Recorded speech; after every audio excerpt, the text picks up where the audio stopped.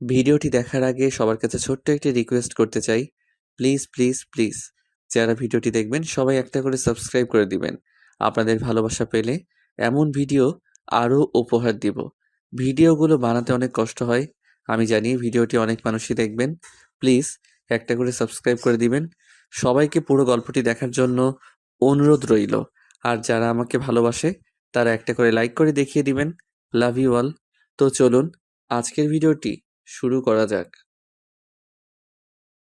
বড় ভাইয়ার বিয়ের ফাংশনে এসে হঠাৎ প্রাক্তন প্রেমিকার সঙ্গে দেখা মিলে যাবে তা কখনো কল্পনা করিনি।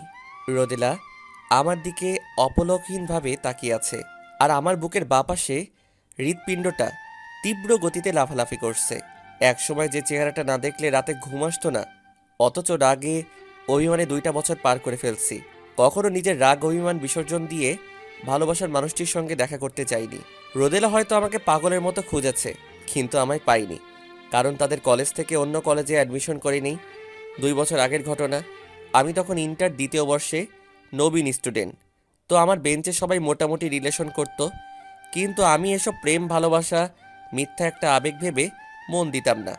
নবীনবরণ অনুষ্ঠানে সব বন্ধুরা মিলে বড় ভাই আপুদের সঙ্গে অনেক আপসেট মোডে কথা বলছে, আর আমি নিধি আপুর সঙ্গে টুকটাক কথা বলছি। হঠাৎ পিছন দিক থেকে কে জানি কোকিল কণ্ঠে নিধি আপু বলে ডেকে উঠল। নিধি আপু তার ডাকে সাড়া দিয়ে বলল, আরে রোদেলা, এইদিকে আয়, পরিচয় করিয়ে দেই। রোদেলা নামটি শুনে পিছন দিক ফিরে তাকাতেই আমার চোখ যেন তার দিকে আটকে যায়। স্কুল থেকে কলেজ লাইফে এসে অনেক মেয়েদের সঙ্গে দেখা হয়েছে, কথাবার্তা হয়েছে, কিন্তু কখনো তাদের দিকে আমার ভালো লাগা কাজ করেনি। কিন্তু রোদেলাকে প্রথম দেখেই অনেক ভালো লেগে যায়। ইচ্ছে করছিল মুখ ফুটে ভালো লাগার কথাটি তখনই বলে দেই, কিন্তু কোনো এক অদৃশ্য বাধার জন্য কিছু বলতে পারলাম না। নিধি আপুর কথা শুনে আমার ঘোর কেটে যায়। রনি, এ হচ্ছে রোদেলা, আমার মামাতো বোন, তোদের জুনিয়র, এই কলেজের নবীন প্রথম বর্ষ। হাই ভাইয়া। রোদেলার মুখে ভাইয়া ডাক শুনে কেমন জানি বেকুব বনে চলে গেলাম। আরে এ তো দেখছি আমাকে ভাইয়া ডাকছে। না, কোনো কিছু বলে ভাইয়া ডাকা বন্ধ করতে হবে। ইয়ে মানে তুমি আমাকে ভাইয়া বলো না প্লিজ। রোদেলা থতমত খেয়ে বলে, ভাইয়া ডাকলে কোনো সমস্যা? ইয়ে মানে আমার একটা পাগলি বোন আছে তো, বাসায় গেলে সারাদিন ভাইয়া ডেকে কান দুটো ঝালাফালা করে দেয়। এখন তাদেরকে ছেড়ে দূরে আসছি তো, এর জন্য কেউ আমাকে ভাইয়া বলে ডাকলে আমার পাগলি বোনটার কথা মনে পড়ে যায়।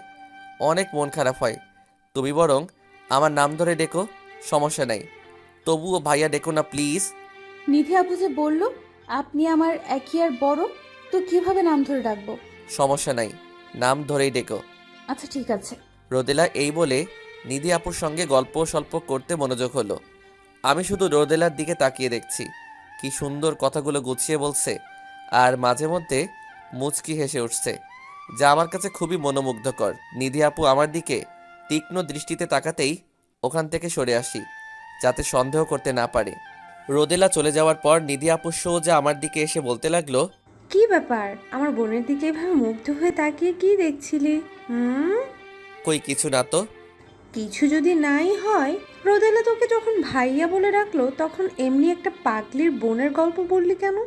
আমি যতটুকু জানি তোর কোনো আপন বোন নেই, তাহলে রোদেলাকে মিথ্যা একটা পাগলির বোনের গল্প বলে ভাইয়া ডাকা বন্ধ করলি কেন? নিধি আপু উকিলদের মতো যখন জেরা করে এসব জিজ্ঞাসা করতে লাগলো, তখন কোনো উপায় না পেয়ে মুখ ফুসকে বলে ফেলি, আপু, আপনার মামাতো বোনকে প্রথম দেখাই আমার মনে জায়গা করে নিয়েছে। নিধি আপু একথা শুনে চোখগুলো বড় বড় করে বলে ওঠে, কি সর্বনাশের কথা বলছিস? হ্যাঁ, ও কলেজে 2 দিনও আসেনি, এর মধ্যে তোর মনে জায়গা নিয়ে ফেলছে?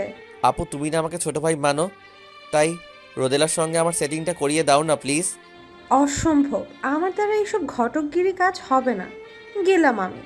সেদিন নিধি আপু চলে গেলেও আমি কিন্তু হাল ছাড়িনি। 2টা মাস রোদেলার পিছন সময় ব্যয় করার পর রোদেলা আমাকে অ্যাকসেপ্ট করে নেয়।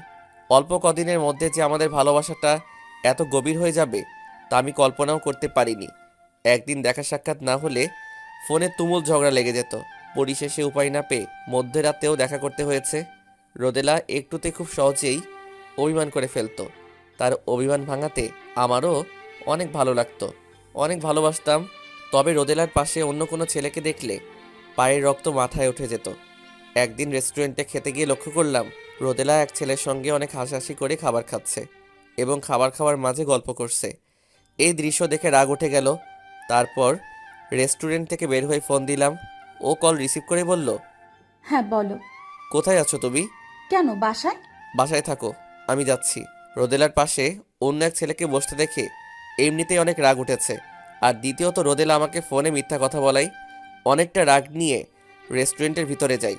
রোদেলা আমাকে দেখে ভয়ে আমতা আমতা করে কিছু একটা বলতেই আমি বললাম, আজকাল রেস্টুরেন্টই তোমার বাসা বানিয়েছো, চমৎকার।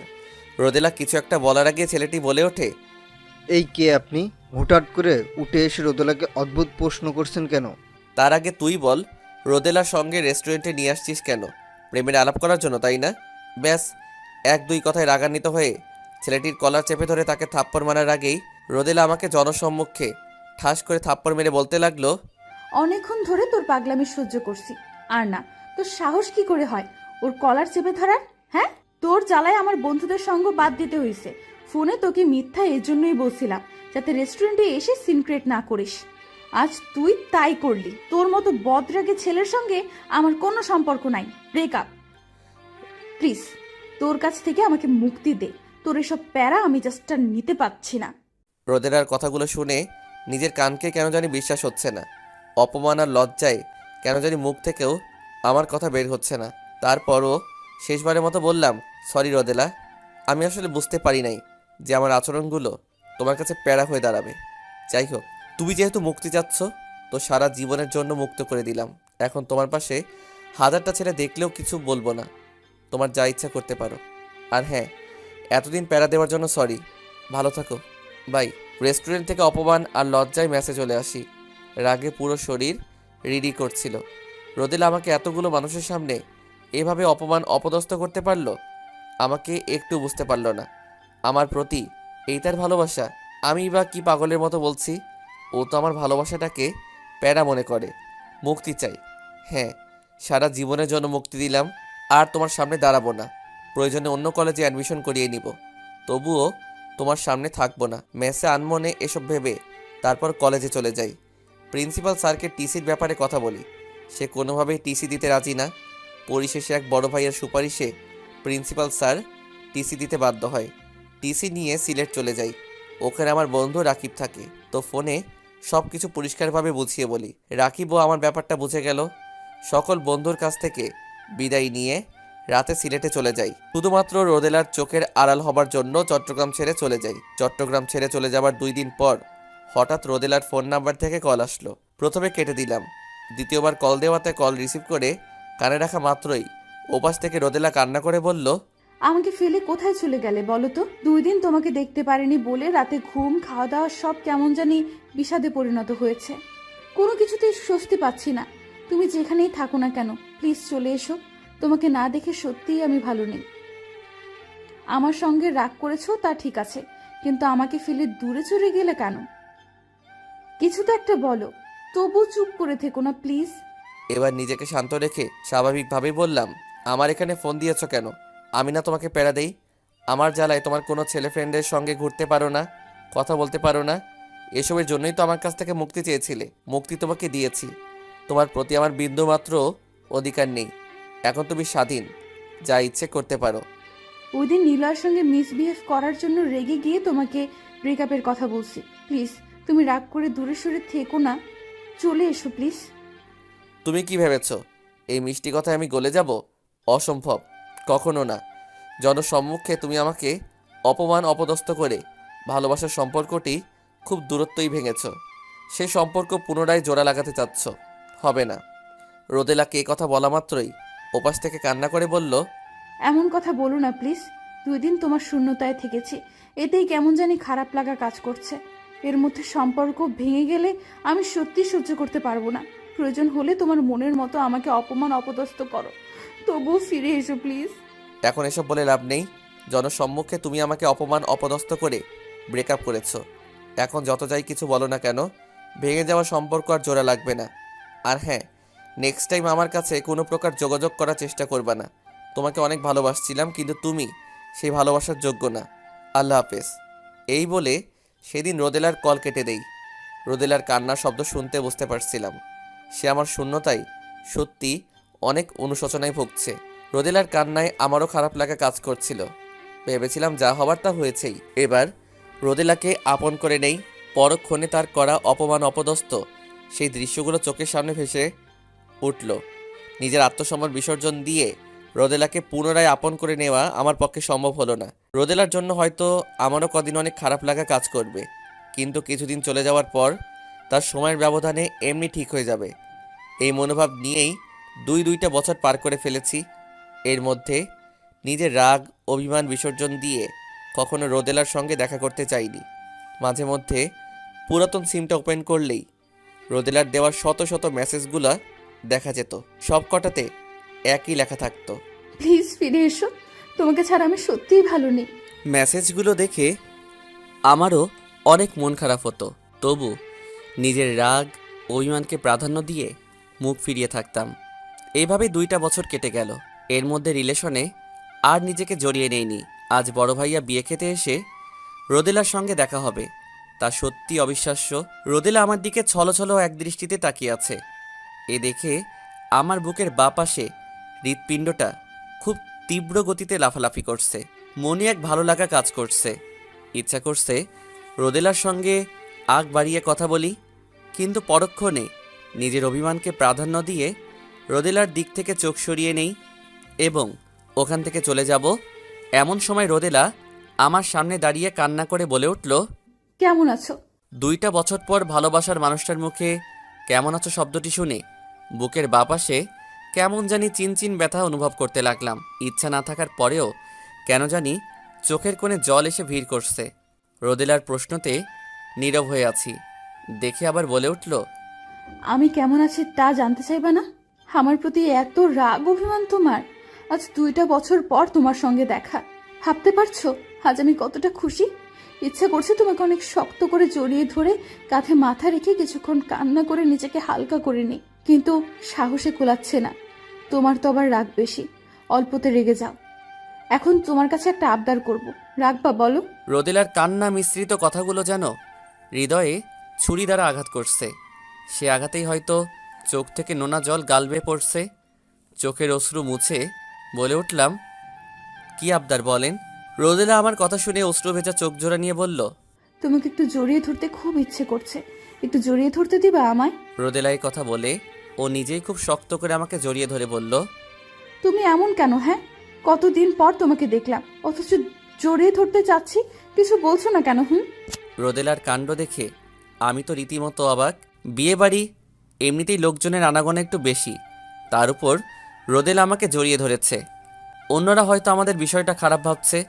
আনমনে ভেবে রোদেলাকে আলতো করে আমার কাছ থেকে সরিয়ে নিয়ে বললাম, এটা একটা বিয়ে বাড়ি, আপনার আত্মীয় স্বজন হয়তো অনেকেই এখান ঘোরাফেরা করছে।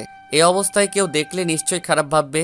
তাছাড়া আমাকে জড়িয়ে ধরার কোনো অধিকার আপনার নেই, সুতরাং আপনি আপনার মতো থাকেন, সেটাই ভালো হবে। এই কথা বলা মাত্র রোদেলা মন খারাপ করে বলল, 2টা বছর পরও তোমার রাগ অভিমান কমেনি। আর কত আমাকে কষ্ট দিতে চাও বলো তো? আমাদের ওখান থেকে চলে যাবার পর তোমার সব কটা ফ্রেন্ডদের কাছে খোঁজ খবর জানতে চেয়েছি, তারা আমাকে মুখ ফুটে কিচ্ছু বলেনি। পরিশেষে নিধি আপুর কাছ থেকে তোমার সন্ধান জানতে চেয়েছি, আপুও কিছু জানে না। আমি আমার সর্বোচ্চ দিয়ে তোমাকে খুঁজেছি, কিন্তু তোমার সন্ধান পাইনি।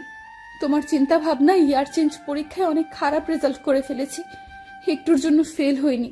আমার মনের অবস্থা একটু বোঝার চেষ্টা করো প্লিজ। এসব বলে আমাকে গলাতে পারবেন না, ভেঙে যাওয়া সম্পর্ক ভাঙাই থাকবে, জোড়া লাগানো কোনো প্রশ্নই আসে না। এবার আপনি আমার সামনে থেকে চলে যান, নয়তো রেগে গেলে হিতে বিপরীত কিছু ঘটতে পারে। আমি চাই না আমার রাগের কারণে এই জনসম্মুখে কেউ অপমান অপদস্থ হোক। আমার কাছ থেকে এই কথা শুনে রোদেলা মাথা নিচু করে অঝোর ধারায় অশ্রু ছাড়তে লাগলো।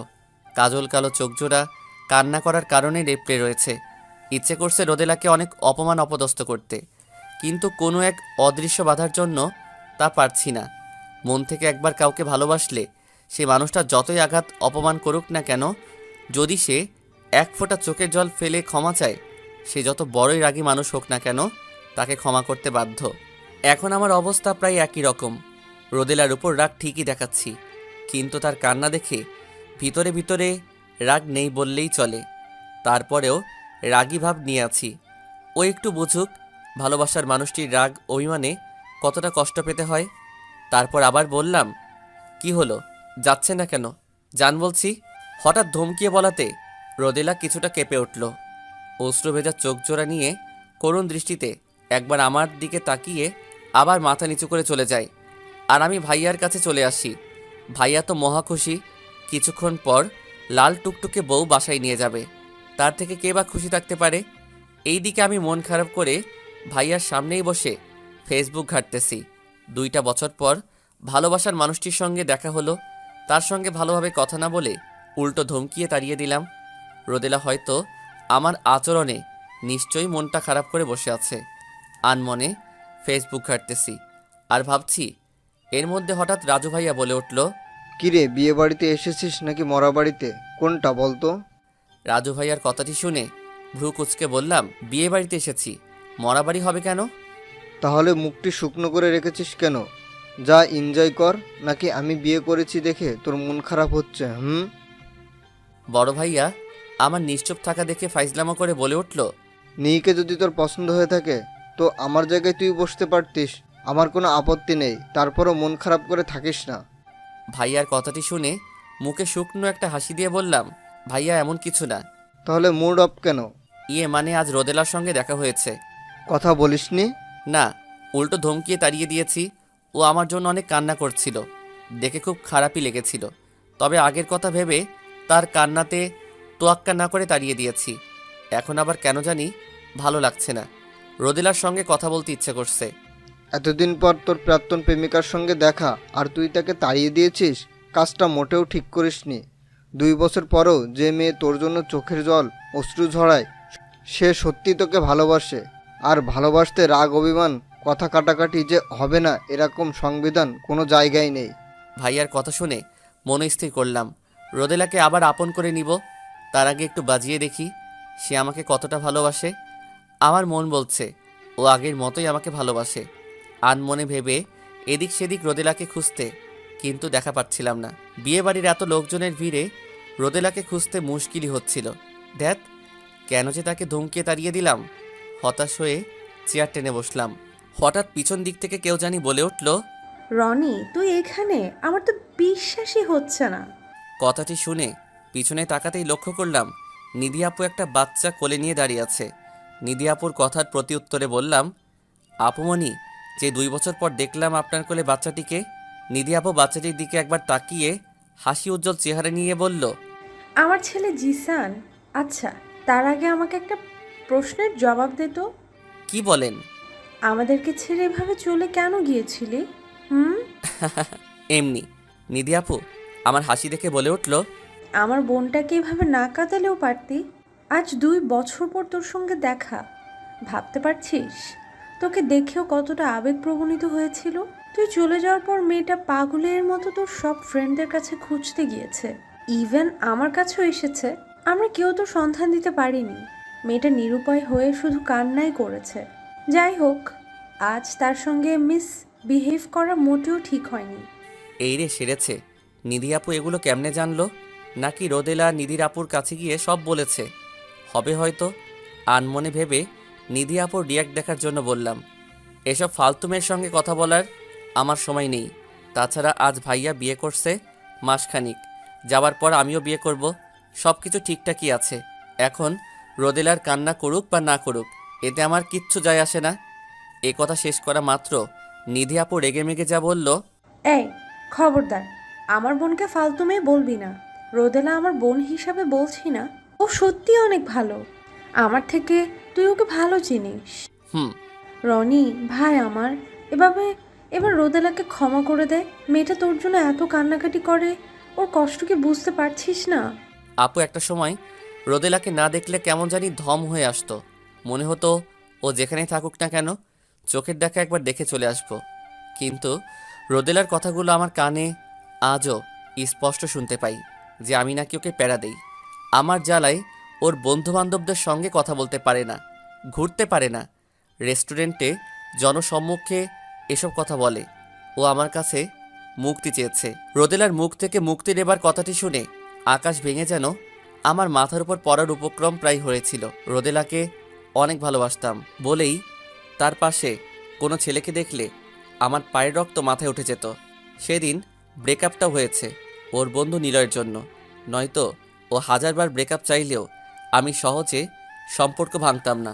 কিন্তু ও যখন বলল তোমার প্যারা সহ্য করতে পারছি না, আমার মুক্তি চাই, এ কথা শুনে বুঝতে পেরেছিলাম ও আমার ভালোবাসাটাকে প্রকৃতপক্ষে প্যারা মনে করে।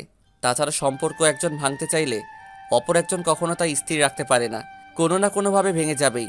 সব দিক থেকে বিবেচনা করে সেদিন আমিও রোদেলাকে মুক্ত দিয়ে চলে এসেছিলাম। সেদিনটা আমার কতটা কষ্টের মাঝে পার হয়েছে শুধুমাত্র আমি নিজেই অনুভব করেছি। রেস্টুরেন্টে রাগের ঘোরে নীলয়ের সঙ্গে মিসবিহেভ করেছিলাম দেখে হয়তো রাগের মাথায় ব্রেকআপ শব্দ উচ্চারণ করেছে, কিন্তু তার কথাগুলো তখন সহ্য করার ক্ষমতা আমার ছিল না। এর জন্য আপনাদের কাউকে কিছু না বলে চলে যাই। আমি চলে যাওয়ার পর রোদেলা ঠিকই তার ভুল বুঝতে পেরে ফোনে আমার কাছে ক্ষমা চেয়েছে এবং আবার আপনাদের এই চট্টগ্রামে আসতে বলেছে। কিন্তু আমার আত্মসম্মানের কথা ভেবে ফিরে আর আসেনি। আজ এখানে ভাইয়া বিয়ে না করতে আসলে হয়তো আপনাদের আর দেখাই হতো না। নিধি আপু আমার কথাগুলো নীরবতায় শ্রবণ করে, শান্ত গলায় বলল, তোকে জোর করে হয়তো রোদেলার সঙ্গে মিল করিয়ে দিতে পারবো না, তবে রাগ অভিমান কখনো সমাধান দিতে পারে না।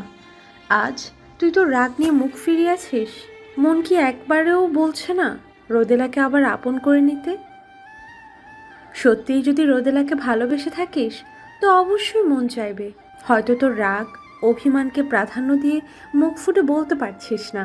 উপর দিকে রোদেলাও অনেক কষ্ট পাচ্ছে, চাপা কষ্টটা তোরা দুইজনই পাচ্ছিস। আজ তোর রাগ নিয়ে মুখ ফিরিয়ে আছিস বুঝলাম, কিন্তু কিছুদিন পর রোদেলার যখন বিয়ে হয়ে যাবে সেদিন সেই কষ্টটা সহ্য করতে পারবি বল? রোদেলা হয়তো বিয়েতে সহজ মত দিতে চাইবে না, তবু বাবা মার চাপে বিয়েতে মত দিতে বাধ্য হবে। জানিস তো মেয়েদের পছন্দের কোনো মূল্য নেই। পরিবারের কাছে সেদিন তার ভালোবাসার মানুষটার নাম যতই বলুক, পরিবারের কেউ তখন সমর্থন করবে না। এমন পরিস্থিতির সম্মুখে আমাকে দাঁড়াতে হয়েছে। ভালোবাসার মানুষটিকে না পাওয়ার তৃষ্ণা কতটা যে কষ্টের, তা একমাত্র যারা সে পরিস্থিতির সম্মুখে দাঁড়িয়েছে তারাই বুঝতে পারছে। সুতরাং আমি চাই তোরা দুজনেই সব রাগ অভিমান ভুলে একত্র হও। নিধি আপুর কথা শুনে যেটুকু রাগ অভিমান ছিল তা নিমিষেই সব শেষ হয়ে গেল। কথাগুলো বলার মাঝে নিধি আপু নিজেই কান্না করে ফেলছে। হয়তো নিধি আপুর পরিবারের জন্য ভালোবাসার মানুষটাকে সারাটা জীবনের জন্য আপন করে পাইনি, এর জন্য তার কষ্টের অনুভূতিটা উপলব্ধি করে আমাকে বোঝানোর চেষ্টা করছে। যাই হোক, রোদেলা যেহেতু আমাকে এখনও আগের মতোই ভালোবাসে, তো তাকে আপন করে নিতে সমস্যা কি? আনমনে এসব ভেবে যাচ্ছি। এর মধ্যে নিধি আপু বলে উঠল, এখন আমার পক্ষ থেকে যা বলার বলছি, রোদেলার প্রতি যদি তোর বিন্দুমাত্র ভালোবাসা থেকে থাকে তো প্লিজ মুখ ফিরিয়ে নিস না। আর যদি টাইম পাস করার জন্য তখন ভালোবেসে থাকিস তো তা ভিন্ন ব্যাপার। রোদেলাকে আমি সত্যি অনেক ভালোবাসি, এইটা মিথ্যা না। তাহলে কি এখন সব রাগ অভিমান ভুলে গিয়ে রোদেলাকে আপন করে নিতে পারবি না? মানে না। কি? হ্যাঁ পারবো। এই তো গুড বয়, দাঁড়া আমি রোদেলাকে ডেকে আনছি। নিধি আপু এ বলে চলে গেল। কিছুক্ষণ পর রোদেলাকে নিয়ে আমার সামনে হাজির। রোদেলা মাথা নিচু করে আছে, আমার দিকে তাকাচ্ছে না। তার কাজল কালো চোখজোড়া কান্না করার কারণে লেপ্টে রয়েছে। পিন পিন নীরবতা বিরাজ করছে, আমরা কেউ কথা বলছি না। অপরদিকে নিধি আপু আমাদের দুইজনের দিকে তাকাচ্ছে আর বোঝার চেষ্টা করছে, কিন্তু হিসাব মিলাতে পারছে না। পরিশেষে বলে উঠল, আরে ধুর, এভাবে নীরবতা থাকলে কেমনে কি? কথা বল। নিধি আপুর এই কথাটি শুনে রোদেলা কান্না মিশ্রিত কণ্ঠে বলল, আপু তুমি শুধু শুধু আমাকে এখানে নিয়ে আসলে। আমি তো প্রথম দেখাতেই আবেগ প্রবণিত হয়ে ওর সামনে এসে দাঁড়িয়েছিলাম। 2 বছর আগেকার রাগ অভিমান ভালোই আছে, বিন্দু মাত্র ওর কমে নেই। অথচ তাকে ছাড়া যে কতটা কষ্টের মাঝে দিন পাড়ি দিয়েছি তা শুধুমাত্র আমি জানি। কই একবারও তো আমার মনের অবস্থা জানতে চাইলো না, উল্টো এখনো তার রাগ অভিমান নিয়ে আছে। আমার প্রতি ওর যে ভালোবাসা নেই তা আমি বুঝে গেছি। আপু আমি এবার আসি। রোদেলা এ বলে চোখের কোণে জমে থাকা অশ্রু হাতের উল্টো পাশ দিয়ে মুছে চলে যেতে লাগলো। পিছন দিকে নিধি আপু ডাকছে, কিন্তু রোদেলা শুনছে না। যে আমি একবার রোদেলা বলে ডেকে উঠলাম, ব্যাস দাঁড়িয়ে পড়ল। গুটি গুটি পায়ে তার সামনে এগিয়ে যাই। এবং রোদেলার উদ্দেশ্যে বললাম, চলে যাচ্ছ কেন? রোদেলা আমার কথা শুনে মাথা নিচু করে জবাব দিল, এখানে থেকে কি করব? তুমি তো আমাকে সহ্য করতে পারছো না, হারিয়ে দিয়েছো একবার, আর এখন নিশ্চুপ হয়ে আছো, কথা বলছো না। তাহলে এখানে থেকে কি করব? আমি কথা না বলে তোমার কি যায় আসে? আমি ছাড়াও তো তোমার অনেক বন্ধু আছে, তাই না? আমার বন্ধু বান্ধব তোমার অপছন্দ দেখে ওদের সঙ্গ ছেড়ে দিয়েছি। ওদের জন্য তো সেদিন ব্রেকআপ করেছিলে, তাহলে আজ কেন বলছো ওদের সঙ্গ ছেড়ে দিয়েছো? ওদের থেকে তোমার গুরুত্ব আমার কাছে অনেক বেশি, তাই ওদের সঙ্গ ছেড়ে দিয়েছি। সেদিন তোমার পাগলামো দেখে রাগের মাথায় ব্রেকআপের কথা মুখ ফসকে বলে ফেলেছিলাম। সম্পর্ক যদি ভেঙে ফেলার ইচ্ছাই থাকতো তাহলে তোমার সঙ্গে যোগাযোগ করার চেষ্টা করতাম না, তোমার কথা ভেবে কষ্ট পেতাম না, কান্না করতাম না। ভালোবাসি বলেই তোমার শূন্যতায় নিজেকে একাকিত্ব অনুভব করেছি, শুধুমাত্র তোমার জন্য। রোদেলার কথাগুলো শুনে আমারও ভুল ভেঙে গেল। প্রকৃতপক্ষে ও সম্পর্ক যদি শেষই করতে চাইতো তাহলে কখনো আমার কাছে যোগাযোগ কিংবা ফিরে যেতে বলতো না। হয়তো সেদিন নিলয়ের সঙ্গে মিসবিহেভ করেছিলাম বলে ও ব্রেকআপের কথাটা রাগের ঘরেই বলে ফেলছে। যাই হোক, অতীতের কথা ভেবে লাভ নেই। আনমনে রোদেলার উদ্দেশ্যে বললাম, তোমাকে দ্বিতীয়বার একটা সুযোগ দিচ্ছি, তবে আমার কথা তোমাকে যথাযথ শুনতে হবে, নইলে তোমার জীবন থেকে সারাটা জীবনের জন্য চলে যাব। তৃতীয়বার মতো আপন করে আর নিব না। এই শর্তে রাজি থাকলে রোদেলা পেতনিকে পুনরায় আমার লাইফে ফিরিয়ে নিব। কি, রাজি তো? আমার হাসি দেখে রোদেলার ঠোঁটের কোণে হাসি রেখা ফুটে উঠল এবং আবেগ প্রবণিত হয়ে খুব শক্ত করে আমায় জড়িয়ে ধরে কানে বলল, হ্যাঁ, রাজি। অদ্ভুত এক ভালো লাগা কাজ করতে লাগলো। মনে হচ্ছে এই সময়টা যদি আটকে যেত কতই না ভালো হতো। খুশিতে চোখ জোড়া ক্ষণিকের জন্য বন্ধ করে নিলাম। আজ এত ভালো কাজ করছে যে বলে বোঝাতে পারবো না। কলেজ লাইফের সেই আনন্দ উল্লাসটা এখনও অনুভব করছি। রাগ অভিমানের ভেঙে একত্র হওয়ার মাঝে এতটা আনন্দ পাওয়া যায়, আগে জানলে কাজটি আগে সেরে নিতাম। জিন্দাবাদ ভাইয়া। তোমার বিয়ের উদ্দেশ্য এসে যে নিজের ভালোবাসাটাকে দ্বিতীয়বারের মতো ফিরে পেলাম। আমাদের আজকের গল্পটা এই পর্যন্তই ছিল। আমাদের এই গল্পটা আপনাদের কাছে কেমন লেগেছে তা সবাই কমেন্ট করে জানাবেন কিন্তু। সবাই ভালো থাকবেন, সুস্থ থাকবেন। আবার দেখা হবে নতুন কোনো একটা প্রেমের গল্পে। সে পর্যন্ত সবাই অপেক্ষায় থাকুন। আল্লাহ হাফেজ।